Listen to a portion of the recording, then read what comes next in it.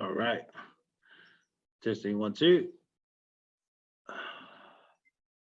What's good, everyone? Hey, bro. Hey, my man. Good to see you, bro. Man. Good to finally meet you, brother. It's it, bro. I hope to see you in person next week, sometime before Christmas. All good, man. I appreciate you guys following us, man. Solid, man. All good. No, thanks for having us. I'll probably have to cut it short, so I got to get back to Auckland at about 8 o'clock. But no, we're keen to learn and catch up. All good. Oh, sweet, man. Don't worry, bro. We'll have this recorded as well, so we'll have it uploaded Sweet. as soon as we get this Okay. class sorted. All good, man. All right. Cheers. All good. I'll just let these other guys in too.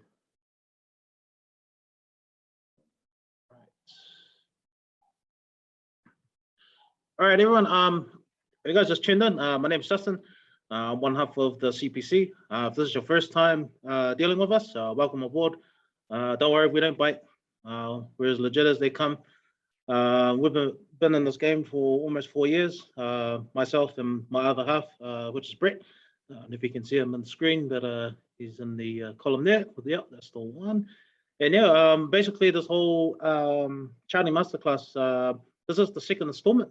So we did our first one, I think, a couple months ago, which was a little bit easier for us because of lockdown. But since we've come out of the red zone, where we're based at, things have been a little bit harder. But we're just grateful that it's come to the end of the year, so we've got a bit of time in our hands now to get the second installment out of the way. So without further ado, I'll just introduce the bro Brett. I'll just make him host. Right. Sweet.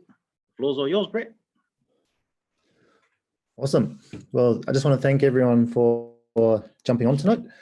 It's like Justin said, this is our second charting masterclass. I think the reason we want to do this is just not necessarily for people to become full-time traders or anything like that, but as Justin can probably be a testament to, the more you understand the charts, the better you can pick your buying opportunities as an investor rather than just buying anytime willy-nilly. Yes, there's an element to that where you might have some money come available and you just want to put into the market. That's fine. But then also, if you can be a bit more strategic to it, you're going to set yourself up in the long term, because you're going to get yourself much better buying opportunities. So that was going to get you more of the tokens that you want to hold. And then if you are getting in at the right time, that's going to pay off exponentially on the other end of a bull market. And it might even help you get out as a market's turning as well. So just understanding some fundamentals we feel is going to set you guys up better as investors, whether the sort of class triggers something in you that sort of sparks an interest in becoming a trader. That's cool as well. But we think that these classes can just be beneficial to you guys as a whole. So yeah, that's how we got to tonight. So in terms of how we're going to run it, just a little bit of housekeeping. If you guys have questions, I think just in terms of the flow, it might be easier if you just pop them in the chat box, and I'll have Justin manning that, and he might see an opportunity to intersect, and we'll cover that question as soon as possible, just so we get a bit of a flow going on. So our first session was more covering along the lines of trend lines and a little bit of volume. So for those of you that haven't seen it or maybe have forgotten, we're just going to do a quick little recap of navigating a chart, and then we'll get into what we want to cover tonight. So let me just share my screen. All right. Just give me a thumbs up if you can see the screen. Sweet. All right, so what we have here is Trading View. So this is the main tool I use for charting and with crypto. Okay. I only use the free option basically because I don't use a whole lot of indicators, so I don't need the professional account where I can have 20, 30 indicators. Okay, so what we have here is we have the main chart. At the moment, each candle represents a day, so that's reflected up here on the top. So I can change what time frame, so I can change it so every second. Okay, that doesn't go down that minute. Let's go to a minute. So now every candle represents a minute. You can see that it shrinks, and I can change to multiple time frames. In terms of what I'm trading, it's up the top here. So that's Bitcoin versus USD. I have a list of different ones over here. Okay, and those are all the ones that I've looked at before. Okay, and then we have a whole variety of tools that we have through here. Now, in terms of a more in-depth run through of how to use TradingView, we'll probably look at getting a video up and running so we don't chew up too much time on this one here. Okay, so let's just go back to the daily. So last class we touched on like trend lines in terms of your vertical, your horizontal. So in terms of finding support and resistance. So as you can see here, this dotted blue line, there's been several times where price has pushed up and bounced back down. So it acted as a resistance because price was trying to break it. It got pushed down, and then on the other side of it, there's times where it was sitting as support before the price could break through it. So this is just where there's areas of selling and buying. Okay. We also touched on our diagonal trend lines. So that would be here. So we'd be following the trend, and you can see price drops, pushes across, tries to break up again, and we're still technically trending downwards, and would be looking for a break of this line to indicate to us that there is a slight change in trend. Okay, so that's the sort of stuff we had covered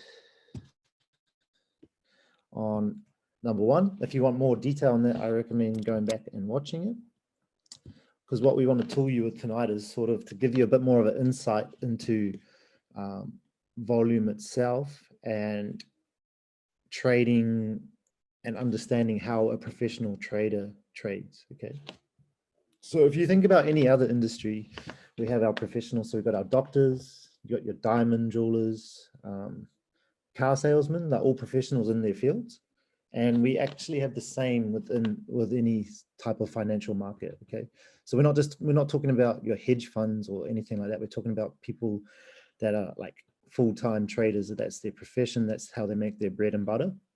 So we need to understand that we are in a market that has those people in it. Now, I think a common misconception is that we need to try and beat these professionals. But the reality is we want to try and get an understanding of how they're viewing the market, and we want to ride the direction that they're going. So the problem that people have is they try to go against these professionals, and that's when they lose their money. So there's a stat out there that 90% of traders lose 90% of their account within 90 days. So you can see that there's quite a big attrition rate there, where if you lose 90% of your account, you're going to go away from the industry, right? You're not going to be too keen on staying on. There are other people that do come back, but there's going to be people that just get put off the market from that. Okay, so we do need to understand that there's professionals. If we try to go against them and we're a small player, we're going to get eaten up and pretty much chewed up and spit out. So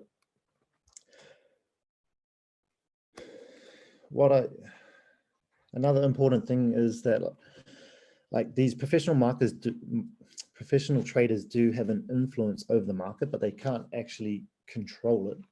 But they're looking to see what the market has on offer for them. So the conditions of the market. So they just respond to what is presented in front of them. So if the market is looking weak, they're not going to try put in a lot of buy orders or long orders to try ride the market up. If it's looking weak, they're going to take advantage of that and try to push the market down and make their money that way. And vice versa. If the market's looking really, really strong, they're not going to try sell against it. They're going to buy into it, ready for the price to go up. So they can have short-term price impact and direction impact on the market, but long-term, it's going to cost them a lot of money to fight against the market. So in the long term, they are going to just want to go with what the conditions of the market are presenting them. Okay. So there's a lot of fancy indicators out there. You can see one down the bottom here. It's not a fancy one, but it's an indicator. So this one is RSI. there's a lot of traders that use a lot of different indicators.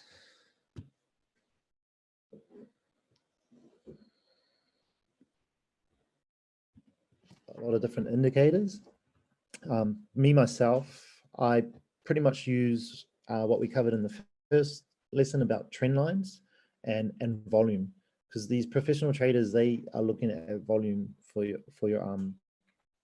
the direction of in terms of strength and weakness in the market. We just had a question there saying, would you just use copy trader? You can do. Two hesitations on that for me. One, how long have they been around? Have they been successful just in this bull market? As soon as the market turns, are they going to be successful? And two, the more people that come on it, and it's just like any trading bot as well, the more people that come on it, it's usually gets closer and closer to breaking. So if everyone starts to push towards the one direction, the market tends to go the other way. So they can work short term, but for me, I find it more secure to have an understanding of the market myself rather than being so reliant on someone else, if that makes sense. Cool. So volume to me is king, and price action goes along with that as well. So just want to touch on a couple of myths in terms of, everyone seems to think that for every buyer there's a seller. Okay, it doesn't quite work in equilibrium like that. Okay, so like logically you'd think, yeah, I need one buyer, one seller, but you can have different amounts of selling at a price and then there's not very much buying. So you can have times in the market where there's, like, think of it like a seesaw. If everything was balanced, the seesaw is going to sit like that, then the market would stay still, right? And then there'd be no profitability. So if the market's going up, we've got way more buyers, so then it takes control and it pushes the price up. Vice versa, if we have way more sellers, it's going to go down, and then the sellers are coming and taking control, and then the price is going to go down. So it's not always one buyer for one seller. Okay, otherwise the price would just stay stagnant the whole time.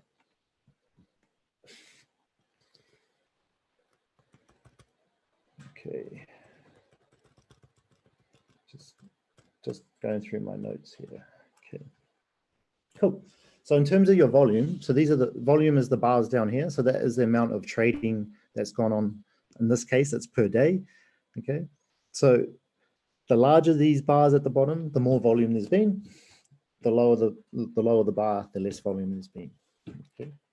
Now in terms of bullish volume for us is going to be when price is going up, you've got momentum on your side, right? So these three volume bars here, it's increasing as we're pushing up. So 1 green day, 2 green day, 3 green days, and then each day there's more and more volume. So that was showing to us that there's some strength in the market. And bearish volume could be one of two things. And let me find an example. So bearish volume, just here, where we've got 1, 2, 3 red days, and then same thing, we've got 1, 2, 3 volume bars increasing. So that was indicating that there's a lot of selling pressure here. But what would be another bullish signal is if the volume was dropping. So as price is going down, if the amount of selling is decreasing, that's actually showing a sign of strength, because price is going down, but the sellers are running out of steam. Okay, and that's what the smart money, or the professional traders, sorry, would be looking at.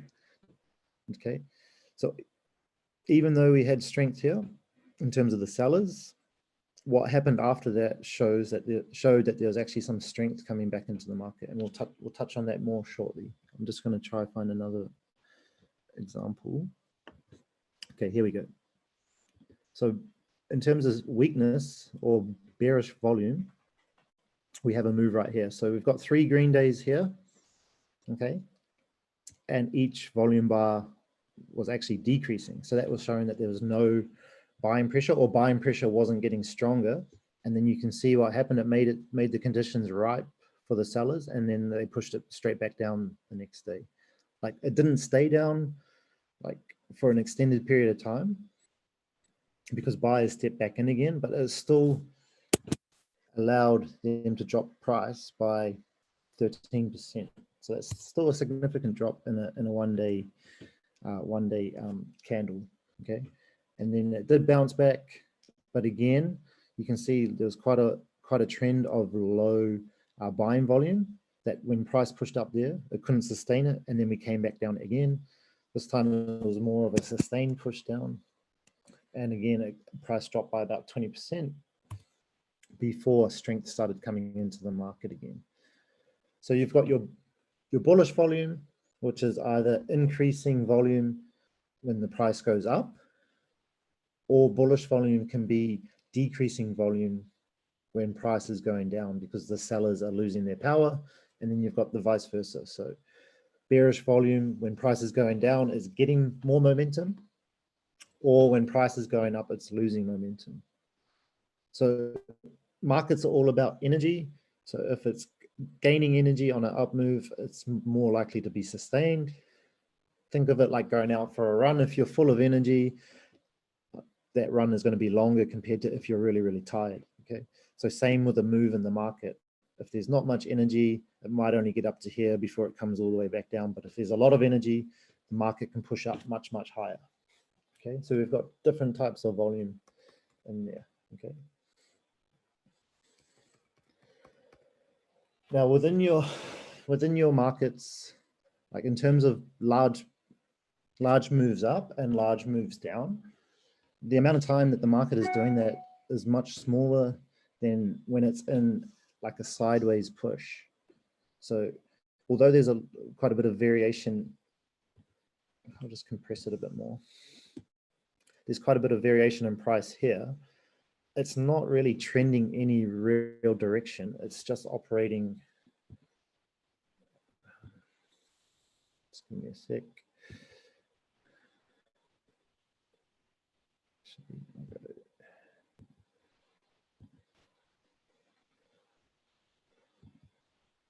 So we're really just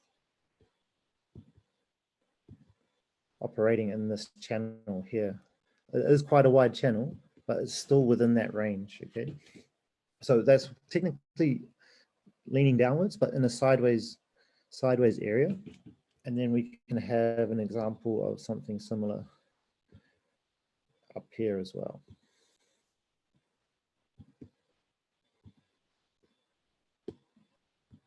Just let me draw it in.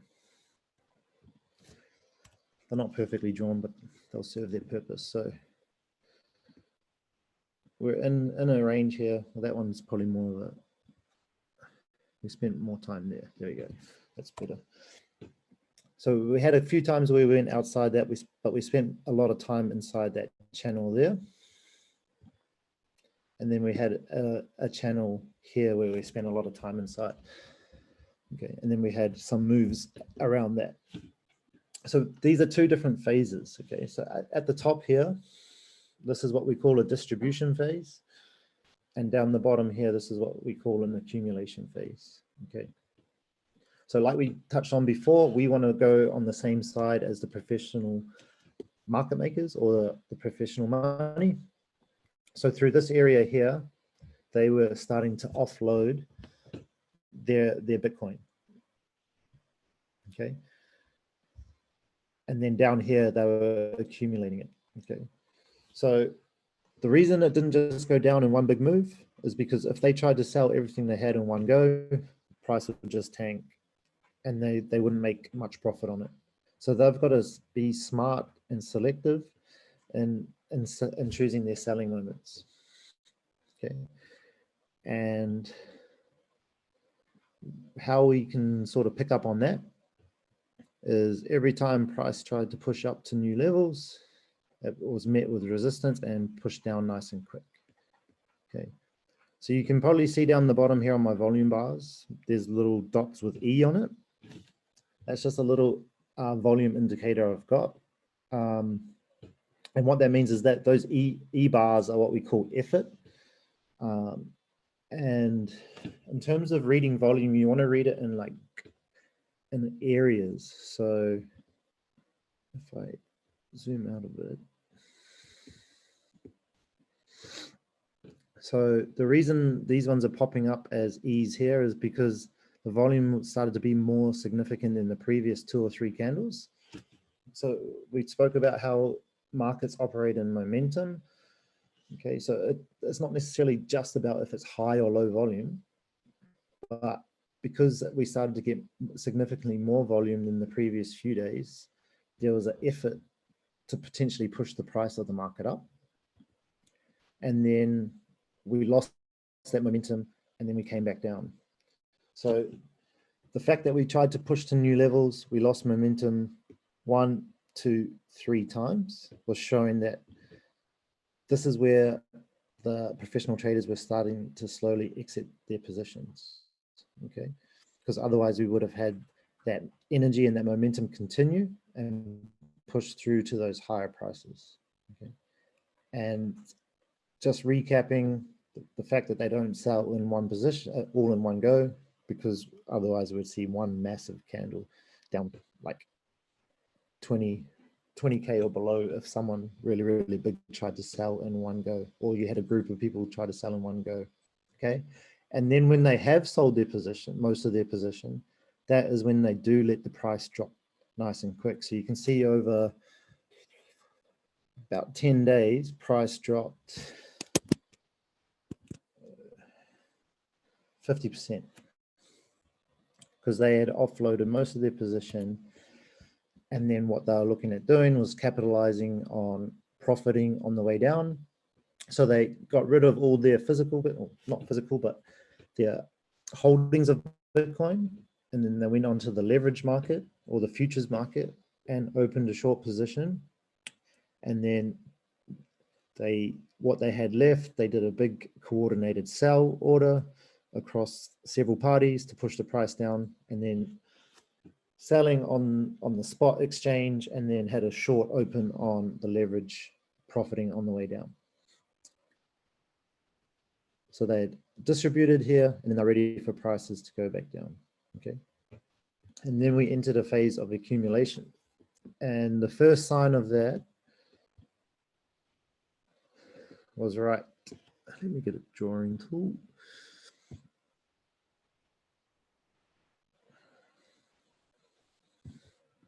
Was right here. You can tell I'm not an artist. Okay, so if I just compress this a little bit more, you can see how high this volume bar is right here. Like there is none within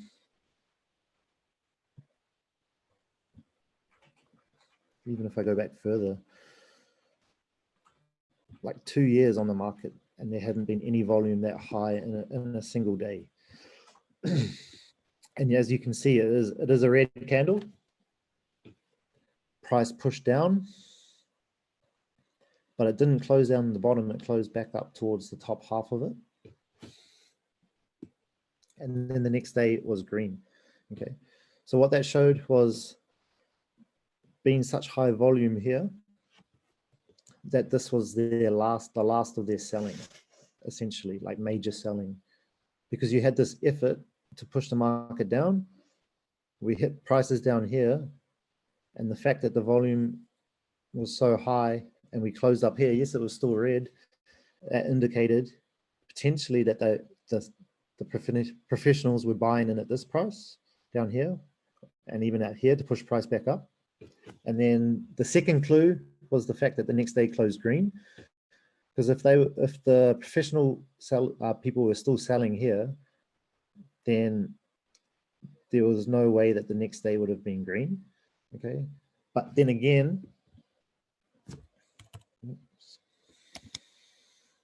just like at the top there, where they're not going to do all their selling in one go, they're not going to do all their buying in one go here too. Otherwise, we would have seen a candle just go straight back up here. If they wanted to buy like 10,000 Bitcoin all in one go, and they did it in one go, we would have seen Bitcoin just spring straight back up to 60K the next day. So they've got to be smart and strategic, and they're buying again, okay, to fill their bags ready for the price to push up. And then we see similar patterns. Every time that price tried to break below the bottom of this wick here, there was more buying. So we had a wick down here, it got bought up. Price pushed close again, it got bought up. And we slowly trended down here. But as we are coming down, the amount of selling pressure was decreasing as well. Like, yes, there wasn't a whole lot of buying pressure in terms of really high volume green days, but the amount of selling was decreasing as well. And then we had a similar situation here. Like, it was definitely not as high as that volume there, but it's still, this volume bar was significantly higher than this area. It was a red day, and then the next day bounced green, and then that was pretty much where we started to push upwards from there. So that was you can never exactly pinpoint where they have finished doing their accumulation, but they leave you signs. So we had this effort candle down, but the effort failed, so they were buying around there. They were still selling around here because that one, they had a follow-up red day. And through here was where we started to see more signs that they were close to being done with their buying and ready for the market to go up.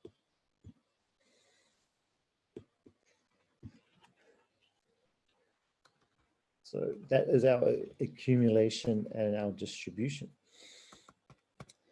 Now,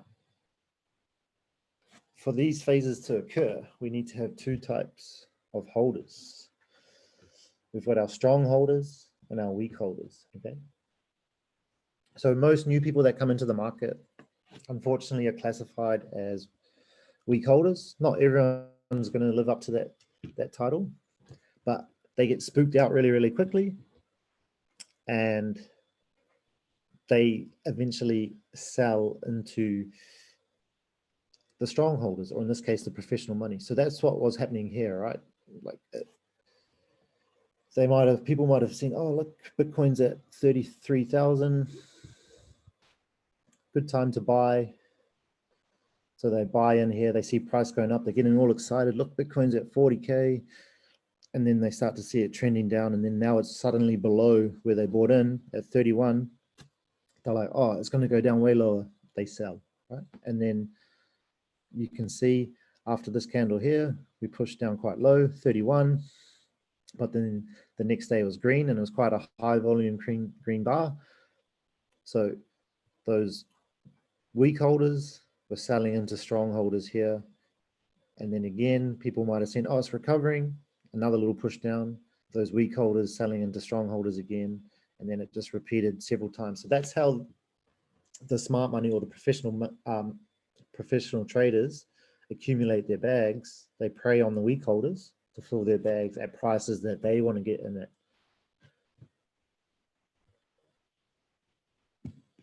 Is there a question? Oh, yeah. Cool. So we got our strong and our weak holders. Okay.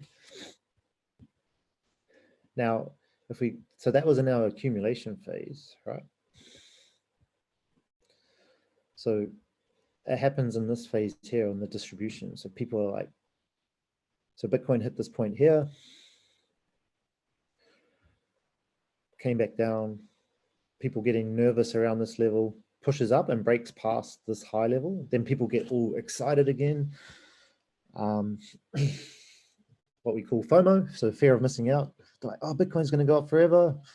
We're going to 75, 80K now. People are buying here, buying around this area. They see this candle come up, and then it quickly goes against them. And so they buy the hype, and then they're selling in here, and then they repeat the process. They buy the breakout here. Oh, look, it's pushed up past 61,000. Now surely we're going to 80,000. So they buy at 63, 64, and then they get trapped in again.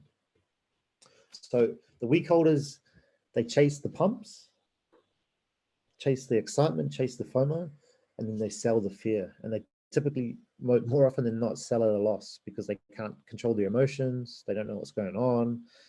And they try to go against the professional traders.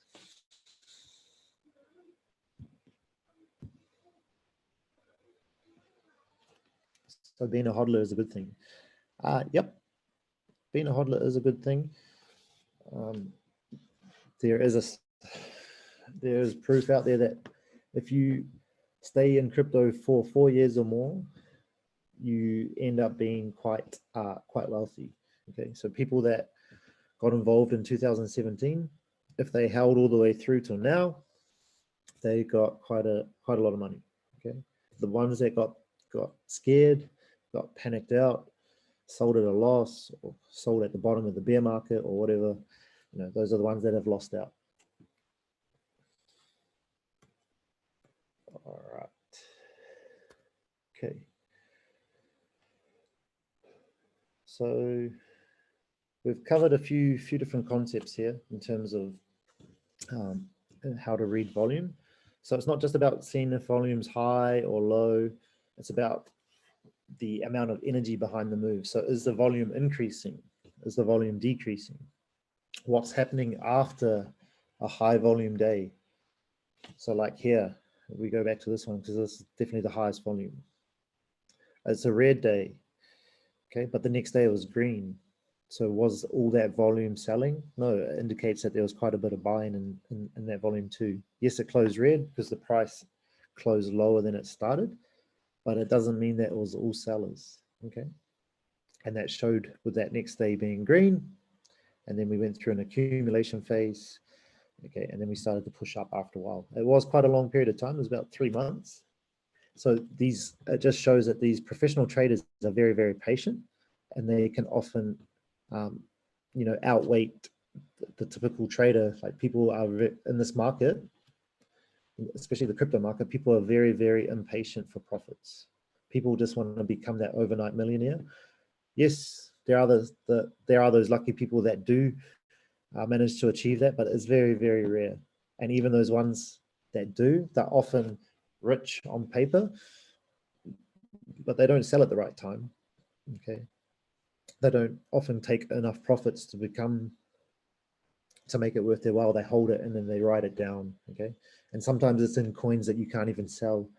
There's not enough volume to actually realize all that money anyway. So, if you had $1 billion worth of coin, but there was only a trading volume of 300,000, you try to sell all yours, you're going to push the price to zero because there's just not enough orders on the book to take all that selling. Okay.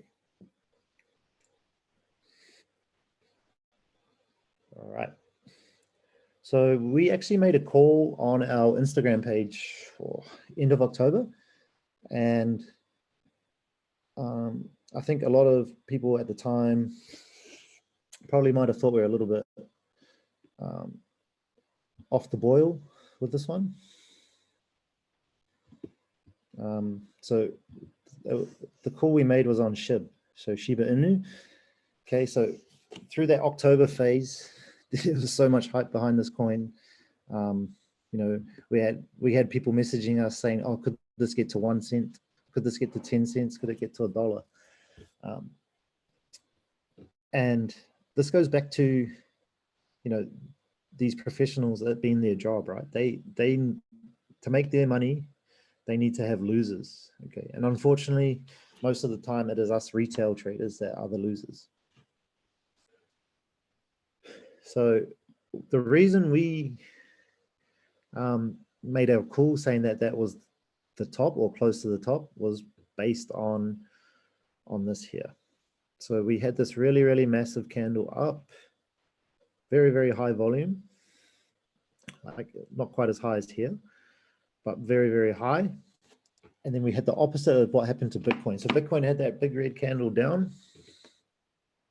Yep. And then the next day closed green. This one is vice versa. So let me just get rid of this.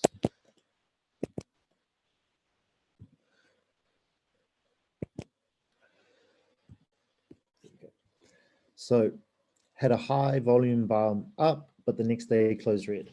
So similar to what happened on Bitcoin. Yes, this candle did close green. So people think, oh, that's a really good sign. Look at this big move up. A lot of people buying in this candle. But what it indicates to me with this next day closing red was that there was actually quite a lot of selling in this candle. Okay. Now, the untrained eye or the people that aren't used to reading volume would not pick up on that. But whereas you see here, so this was a high volume candle, but the next day closed green, and then we had that push up. Go back here, had a sudden increase in volume, but this highest volume bar there, or up to that point, that was the highest volume bar, and then the next one closed green. Then yes, we had some red. Okay, but that was people taking profits, and then that was another effort candle, but then we closed green. So it indicated to me that there was some profit taking there, but then the smart money was still buying in. Ready, they saw higher prices in mind, drifted sideways for a bit to get a few people out of the market. Again, these moves don't look that significant, but if we do a bit of a measurement on it, you're still looking at 24, 25%. So again, the professional traders preying on the weak holders, you know, have this red candle here, spook people out, they buy in, okay, price moves up another 30%, then those people buy back in again. Okay, here we go, we're going back to the top, or new all-time highs now, and then they spook them out again. Smart money buys in again here, and then once they're ready to send the price, they send it. And a simple, any market needs liquidity. So liquidity is just the amount of money in the market. Okay. So if someone is a big holder, if the market is low liquidity or has low amounts of money into it, and you try to sell, the price drops really, really fast. Okay. So when you start to see this really, really high volume on an up move, and you start to see really, really, really positive news.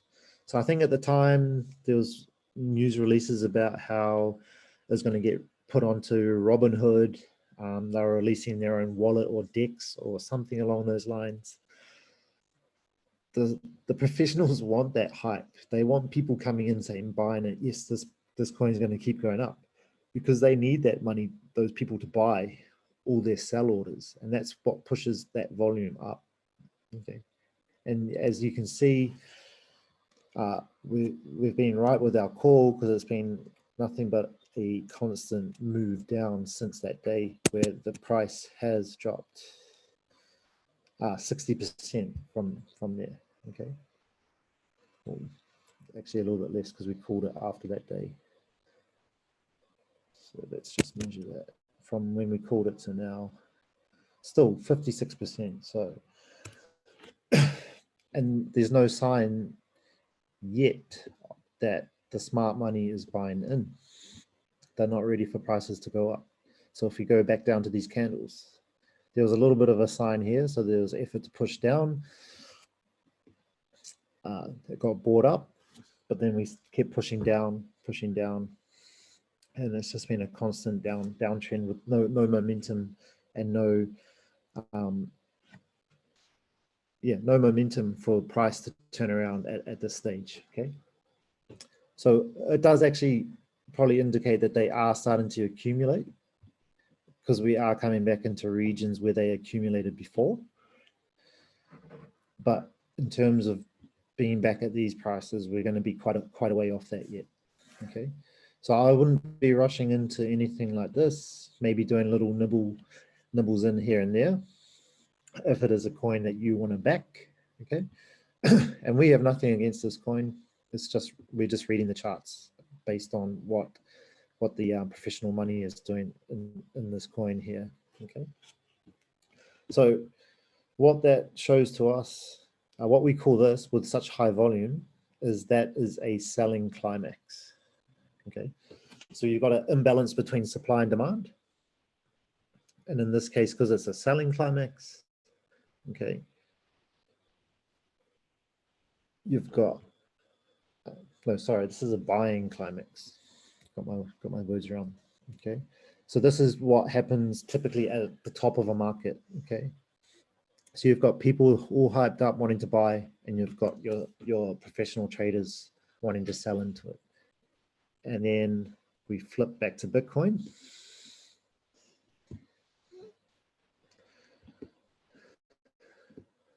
Just ignore the messy charts. So this move we just had recently, that typically to me looks like a selling climax and looks very, very similar. Let me reduce it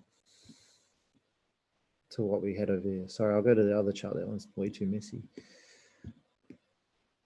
So similar to what we just had here, selling climax and selling climax. And you can start to see the similarities, right? So you had that massive volume, long wick to the downside. Next day was green. And then we just slowly, gradually push sideways with a slight angle downwards. And we're doing similar thing here. Now, in terms of if it's going to be as long or not, I don't know. There are signs of strength in Bitcoin at the moment. So you had that effort candle, effort to move the market down, failed because we had a few green days. Another effort candle here, failed because the next day was green. Another effort candle, failed because the next day was green. And then even as recent as a couple days ago, higher volume moved down, next day closed green. Okay, so you can still see the prices trending slightly downwards. But what did we talk about? We spoke about how they want to accumulate at prices they want, and they also need to accumulate, they need to extract it from the weak holders. So people were like, oh, yeah, they had a long wick down, let's buy here. Bitcoin surely is going to go up. Price does go up. And then we come down, we close that a little bit lower, spooks those people out. They sell their coins, price moves up again. And again, these movements are decent. So what's that, about 9%? Price starts to trend up again. Then we have this big candle down, panics people out. So all through those phases, those weak holders are selling, strong holders are accumulating, and they're going to keep doing that point until they're happy with the amount they have in their bag. And then you'll start to see a similar move like that, okay, where we start to gain some momentum. We push up past these prices, and then we just start to move up, okay? Now, if I would be concerned if we had this move here, and then that candle was red. If we had this move here, the next candle was red, that would show that the smart money is starting to sell and not accumulate. So to me, we're going through another accumulation phase in Bitcoin, ready for that next push up. Now, how long that lasts for, again, I can't say, okay? But to me, I'd be comfortable buying in now, okay? Because the lowest I'd see us going would probably be around that 40K. If we start to break that, then I'd start to revisit what I view for the longer term for Bitcoin. But for now, I'm pretty confident that we are going through a phase of accumulation, ready for that next leg up. Because yeah, Brett, oh, sorry, Brett. I just got a question from Jim. He just said, I brought 5.5 mil for $56 way back. It jumped up to 500 plus, but I still haven't got rid of it yet. Would it be wise to get rid of it or hold it? Are you talking about, sounds like Shepard?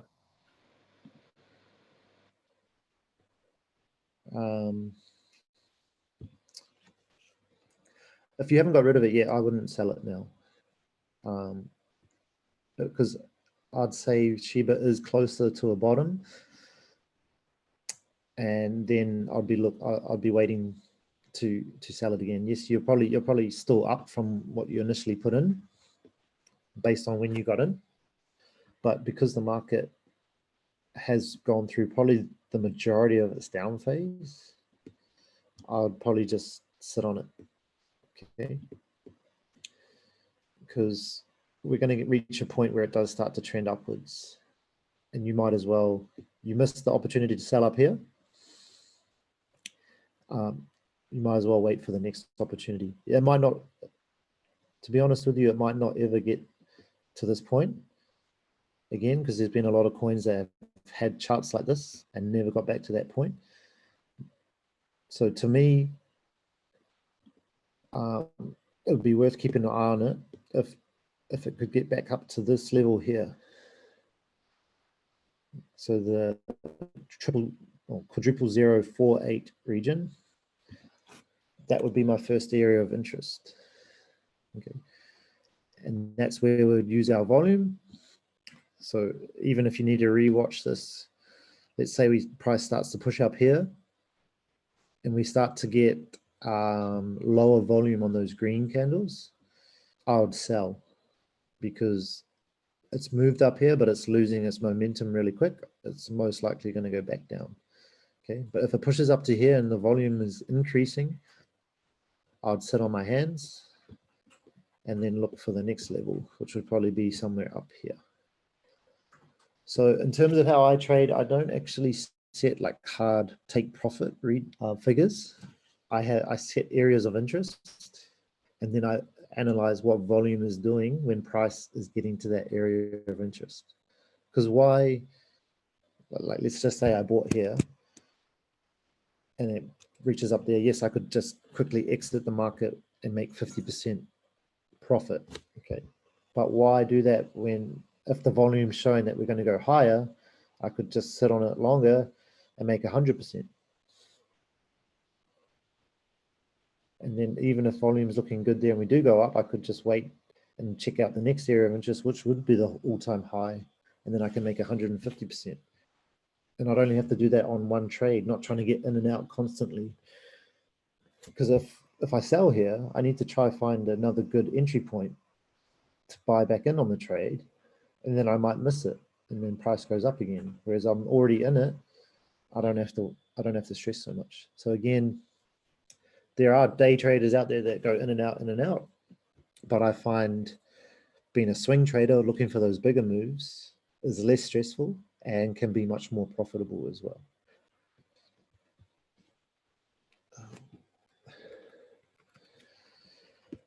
So yeah, that was a buying climax on SHIB.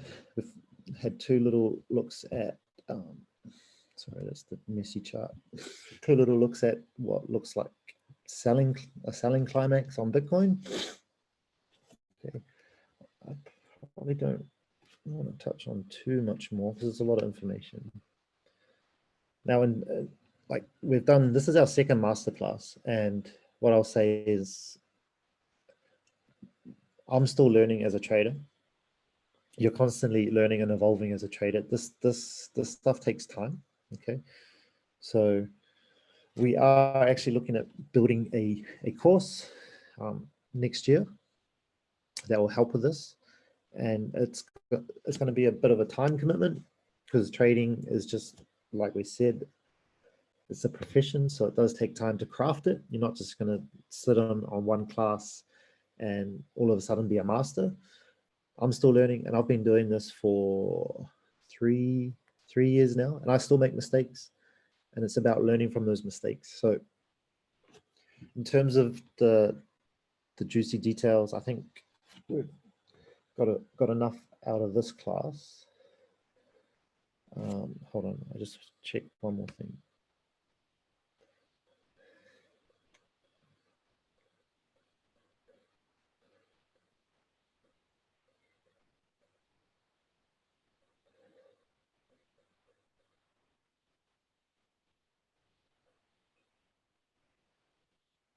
You know, I think that's good. So what's helped me develop as a trader, and these are probably key things that you want to take note of, is you want to keep a record of all your trades.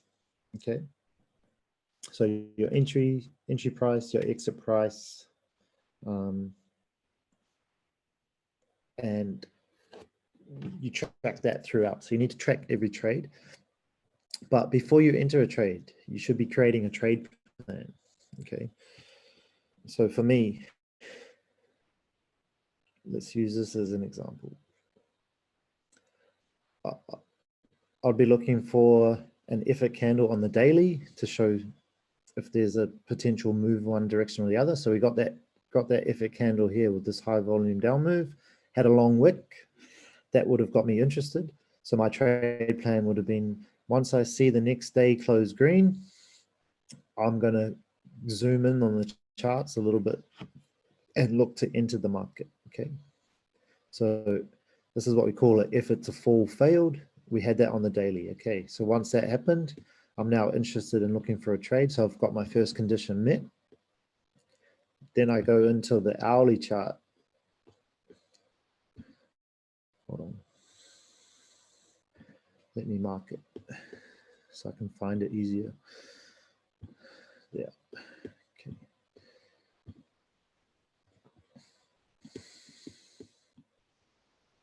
So this is not in terms of if I was just looking to buy and hold it. This is like an actual active trade. Okay. So if I was looking to use futures or leverage trading to profit, that's what I'm talking about. Okay. So that was the long move down. The next day, 1, 2, 3, 4, 5. Next day would have started around roughly here. So I'm now on a smaller time frame. So instead of each candle being one day, each candle is now an hour, but the principle stays the same. I want to look for these moves where there's effort to move the price in one direction, but then it fails. So the prime example of that would have been, there was one here. So I could have entered a trade here. There was one here. I could have entered a trade here, and then there was another one here as well. So I had 3 different opportunities. So let's say I took this one here. Okay. Actually, we'll use a different one. Let's say I took this one here. Okay, so we had this big push down, high volume, next day closed green. Let's just say I entered the trade around 48,500. Now, part of my trade plan was to find the effort to fall on the daily, achieve that, find the same principle on the hourly chart, which I just found here. So we had an effort to move the price down. Next candle was green. It showed to me that there was potential buying from the smart money. So I entered my trade here. So that's my trade plan. I've executed it. Well, I will execute it. Okay. But what I'll do is I'll have a price where if price goes below, I don't want to be in that trade anymore. Okay. So for me, that would probably be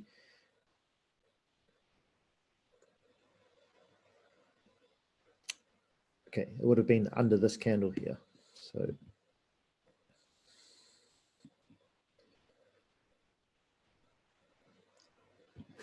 I would have had my stop loss here. So if the price came down to 47,700, I would have been out of the trade. Okay.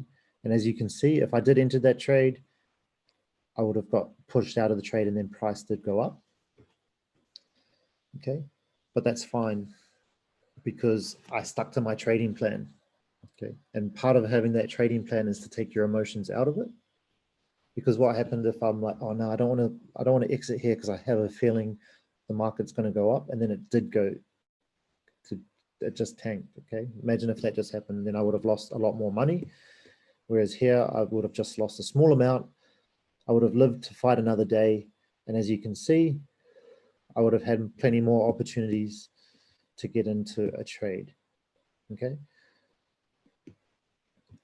So the main takeaways are you need to track all your trades, you need to create trade plans, and you need to stick to those trade plans. Okay. Even if you take those small losses. Let's have a look at how much I would have lost. So let's say I go in here and my stop loss was just under there. I would have lost 1.5%. Okay. And I'm not trading with my whole portfolio. I'm just trading with a fraction of that, anywhere between 1% and 3%. So if I lose 1% of 1%, that's a very, very small loss. Whereas if I don't stick to the plan and I lose 90% of that, first trade that I do that, it doesn't hurt me, but it starts to add up over time. Okay, so track your trades, create a trade plan, stick to the trade plan. If you do break away from that trade plan, take note of what feelings you had and what the situation was so that you can work on that for next time. Because I admit to you, I have not stuck to my trade plan 100% of the time. there's been a couple instances where I took the gamble on taking my stop loss out, and I took a big loss. Okay, but the fact is that I record it, I track it, okay, and it humbles you, and then you just learn from your mistakes and move on, because part of being a trader is you're going to make mistakes. But if we can break the stats of not losing 90% of our account in 90 days, the chances are the longer we stay in the game, the better we're going to get at it, and the more money we're going to make in the long run. Sweet. I think that's, oh, it's gone dark here. Let me turn the lights on.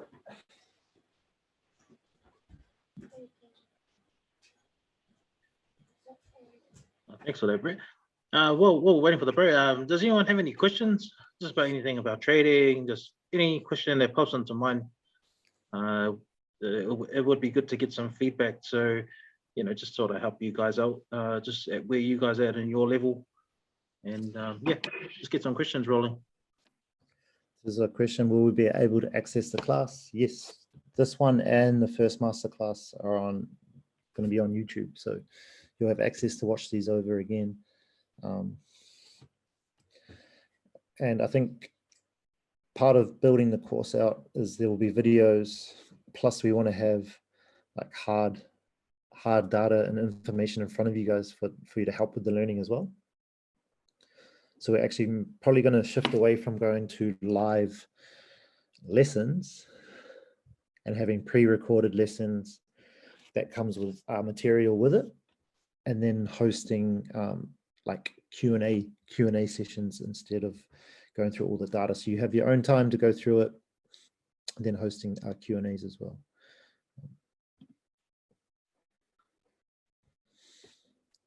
But yeah, if you have any questions on what we covered tonight, or just questions in general, feel free to fire them through, either in chat, or you can pop yourself off mute.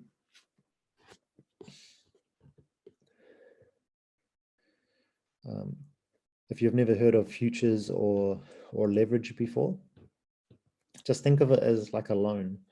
So if I've only got 1 Bitcoin to trade with, but I want to trade with a larger amount on the exchanges by doing a leverage trade, essentially the exchange is lending me a Bitcoin to increase the position, increase the size of my trade.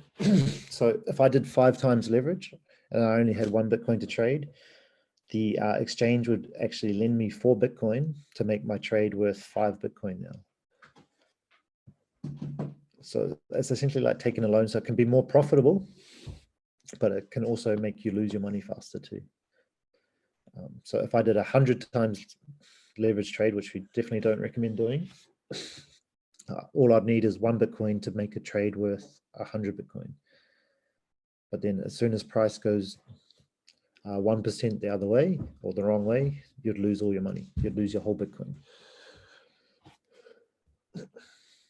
So it exponentially increases your profits, but it can exponentially make you lose faster too.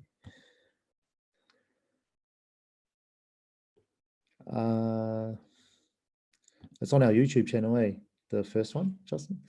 Yeah. So if anyone wants any the first installment, I can send it to you via Instagram or Facebook, just whichever you guys follow us on. Yeah, I could just shoot the video to you on your messenger. So sweet. Oh, got a question, but I noticed under the chat, what's the RSI? It's a little bit different from the normal volume thing, eh? So that's a relative strength index. So it's just an indicator people use. It just tracks momentum. So I don't use it that much. I sort of just use it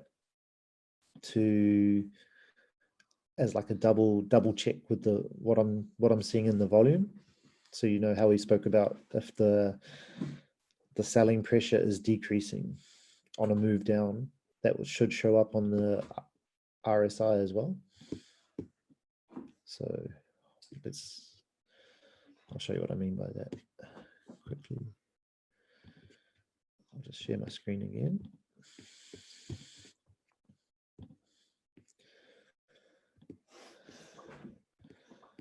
So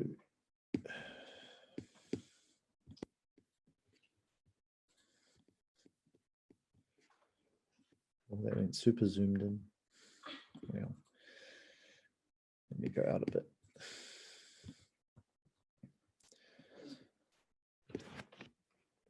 So you can see from here, I'll go here. So that was one low point in the market. That was another low point in the market. So we had that move up, came back down to a new low there, came up, came to a new low, and we've had another one here. And like the momentum in the sellers is started to get less. Like there was a bit of building here, but then they lost their steam. There was an effort there. The next day was green. We started to see more and more of that trend throughout this movement sideways or slightly down. And the price is getting lower, but if we track on the RSI, so we had, that's the low point on the RSI. That's the low point. And that's the low point. What we can actually see, if I draw a line, is that the selling pressure is getting less. So the momentum, so the price is going lower, but the momentum of the sellers, like each low here is actually getting higher. So they're starting to lose their steam, and that's starting to show up on the volume as well. So I always look at the volume first, and then I just check on here to see if it's matching up. So it's just like a double check in a sense. But people do use this, and it seems to work for them. But for me, volume comes first, and then I sort of, like I said, I just use that as a double check. And you can even see it on the daily as well. I'll just get rid of these arrows.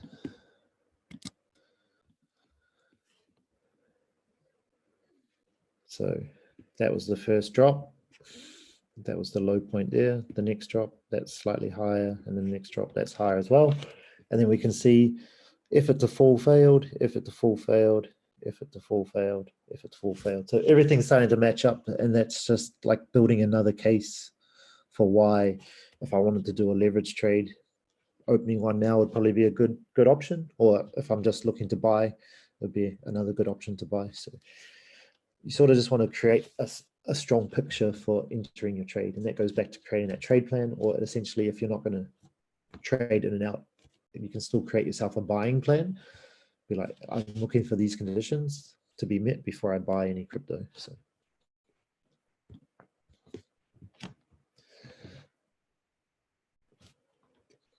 sweet.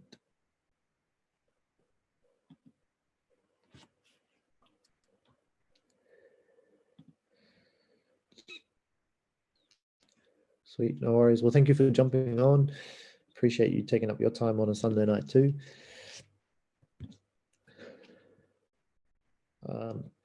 If anyone has any questions when they watch it back as well, you might not have any offhand now.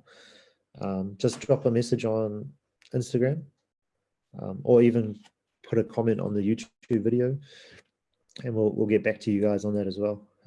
Because I know you probably took on quite a bit of information, and then trying to process it all now and think of a question might be hard. So yeah, rewatch it. Questions might pop up, and then just fire us a message on either Insta or comment on the YouTube video, and we'll definitely get back to you and help you on the right path.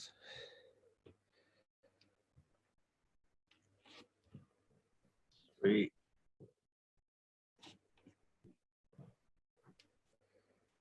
Cool. We might leave it there then, eh? Oh, good. Thanks for that, guys. Just want to give you guys a big thank you for jumping on.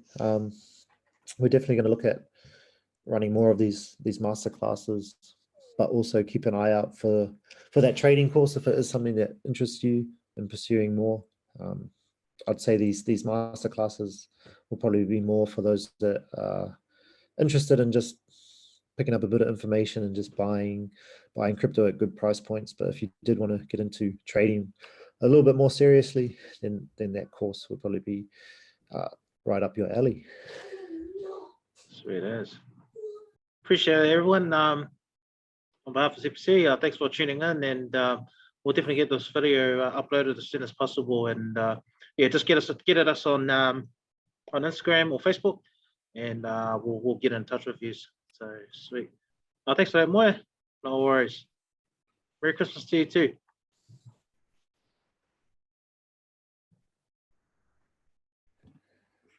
Thank you, Rose. Merry Christmas.